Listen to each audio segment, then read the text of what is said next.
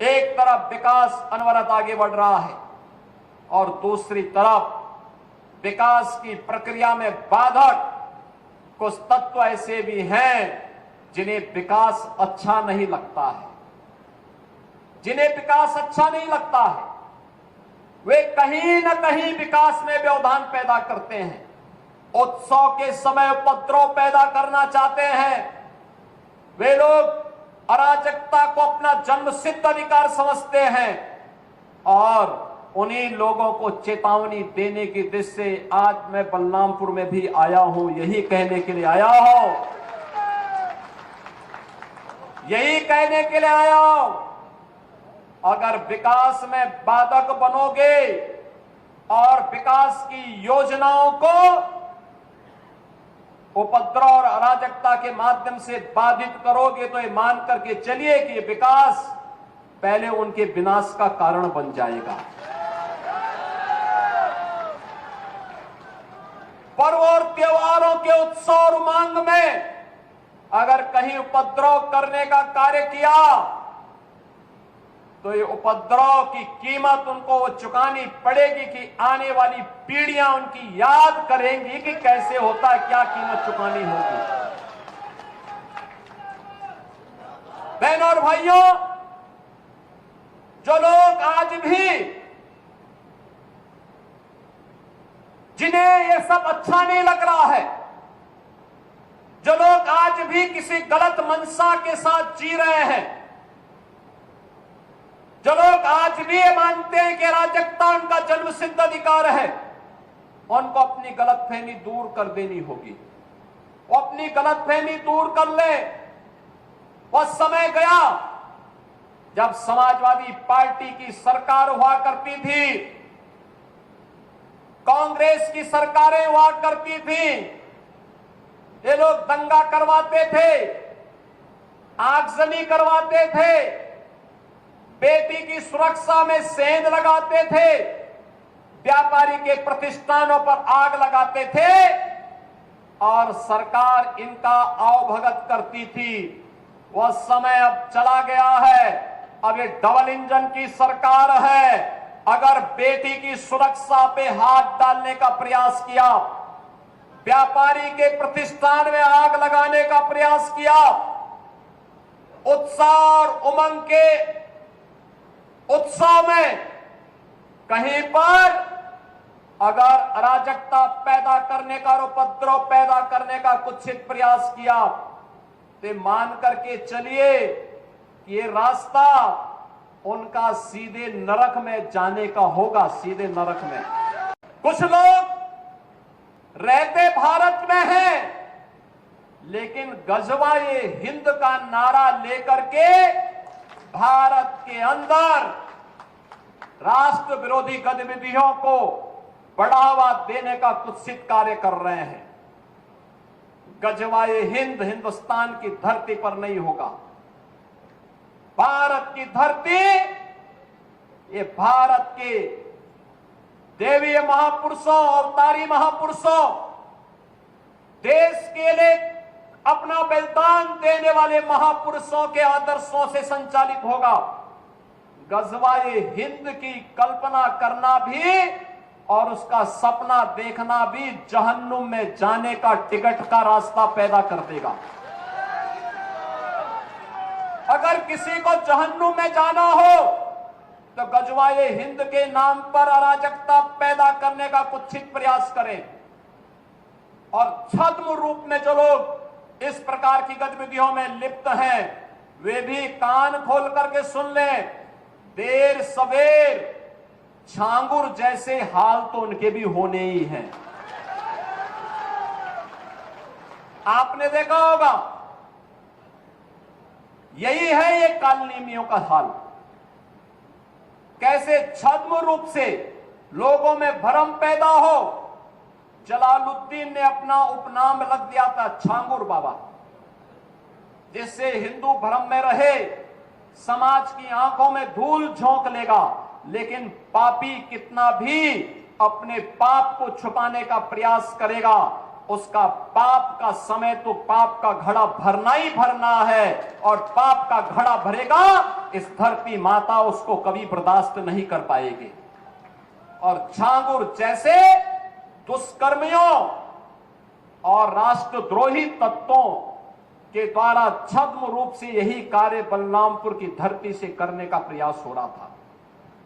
हमें सतर्क होना होगा। जो लोग हिंदुस्तान की धरती पर रह करके भारत विरोधी गतिविधियों में लिप्त हैं, हिंदू विरोधी गतिविधियों में लिप्त हैं, हमें ऐसे कालनेमियों से सतर्क रहना होगा। उन्हें सख्ती से जवाब देना होगा। स्थानीय प्रशासन और पुलिस को इसके प्रति सजग करना होगा और समय समय पर इनकी गतिविधियों के बारे में शासन को अवगत कराना होगा, जिससे समय रहते इनकी नाजायज गतिविधियों पर सरकार पूरी तरह नकेल कस सके। कुछ लोगों को शांति और विकास अच्छा नहीं लगता, लातों के भूत बातों से नहीं मानते। इनको लगता है जैसे सरकार अब भी इनके सामने झुक करके कार्य करेगी। सरकार का पहले दिन से, डबल इंजन की सरकार का पहले दिन से ही यह निर्णय है कि अपराध और अपराधियों के प्रति, गद्दारों और देशद्रोहियों के प्रति सरकार जीरो टॉलरेंस की नीति के तहत कार्य करेगी। हमारी संवेदना एक गरीब के लिए है, हमारी संवेदना नौजवान के लिए है, हमारी संवेदना बेटी और बहनों के लिए है, हमारी संवेदना अपने अन्नदाता किसानों के लिए है, हमारी संवेदना उन व्यापारियों और उद्यमियों के लिए है जो अपने यहां देश के विकास का खाका तैयार करते हैं और नौजवानों के लिए रोजगार और नौकरी की व्यवस्था करते हैं। हमारी संवेदना उस हर नागरिक के साथ है जो भारत को भारत माता के रूप में सम्मान देता है, भारत के महापुरुषों का सम्मान करता है, भारत की परंपरा और भारतीय संस्कृति के प्रति आदर का भाव रखता है। इन मूर्खों को यह भी नहीं पता कि आस्था के प्रतीकों को प्यार नहीं सम्मान दिया जाता है। सम्मान और आस्था चौराहे पर प्रदर्शन करने की वस्तु नहीं, आस्था अंतःकरण का विषय होता है, अंतःकरण का विषय होता है। आज चौराहे चौराहे पर जाकर के कितने कमजोर और कायर हैं, छोटे छोटे बच्चों को जिनके हाथों में कलम होनी चाहिए, जिनके हाथों में नोटबुक होनी चाहिए, जिनके हाथों में विज्ञान और गणित की पुस्तकें होनी चाहिए, उनके हाथों में आई लव मोहम्मद का पोस्टर देकर के, तख्तियां देकर के समाज में अराजकता पैदा करने का कार्य कुछ लोग कर रहे हैं। इनको यह भी नहीं मालूम कि उनकी जिंदगी तो बर्बाद है ही है, लेकिन इन बच्चों की भी जिंदगी को ये लोग बर्बाद करने पर उतारू हो रखे हैं। कुछ लोग हैं जो अफवाह पैदा करके भय और दहशत का माहौल पैदा करना चाहते हैं। आप देख रहे होंगे ड्रोन के नाम पर, चोरी के नाम पर भय और दहशत का माहौल पैदा किया जा रहा है। जिला प्रशासन ने हर जनपद में व्यवस्था की है, हर ग्राम पंचायत में ग्राम सुरक्षा समिति का गठन किया है। आप लोग भी अपने स्तर पर प्रयास करिए। पुलिस के पेट्रोलिंग तेज हुई है। जो भी ये भय और दहशत का माहौल पैदा करेगा, ड्रोन के नाम पर अनावश्यक लोगों के मन में भय और दहशत पैदा करेगा, ऐसे लोगों के खिलाफ गैंगस्टर के तहत कार्रवाई करने के आदेश पहले ही दिए जा चुके हैं। जो भी चोरी के नाम पर भय और दहशत पैदा करेगा, उन लोगों की संपत्ति को जब्त करने के लिए हम लोगों ने पहले से आदेश कर रखे हैं, कैसे लोगों के खिलाफ सख्ती से निपटा जाए। लेकिन आपकी भी जिम्मेदारी बनती है, एक सभ्य समाज के नागरिक होने के नाते विकास में, लोक कल्याणकारी योजना में अगर आपकी सहभागिता है तो व्यापक जन जागरूकता में भी आपकी सहभागिता होनी चाहिए।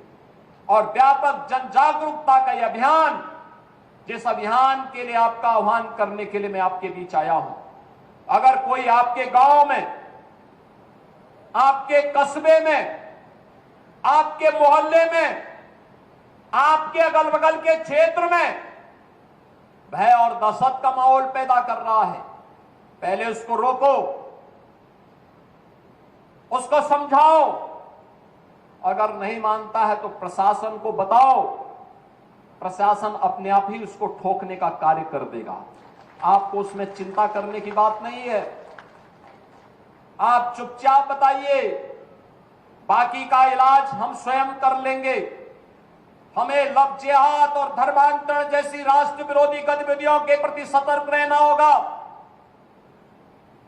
गौ तस्करी और गौ कसी करने वाले तत्वों के खिलाफ सतर्क रहना होगा।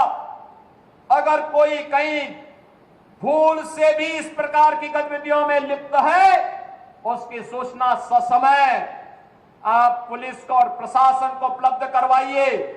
बाकी का इंतजाम हम स्वयं कर लेंगे। उनका क्या उपचार होना है, उपचार की व्यवस्था हम स्वयं कर लेंगे।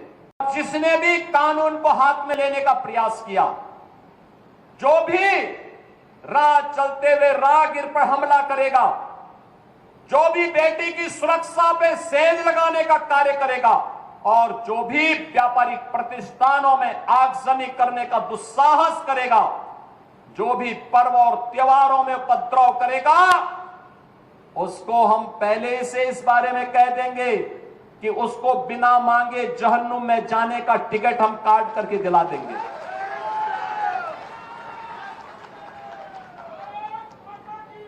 इतना पर्याप्त होगा उसके लिए। यह अराजकता स्वीकार्य नहीं।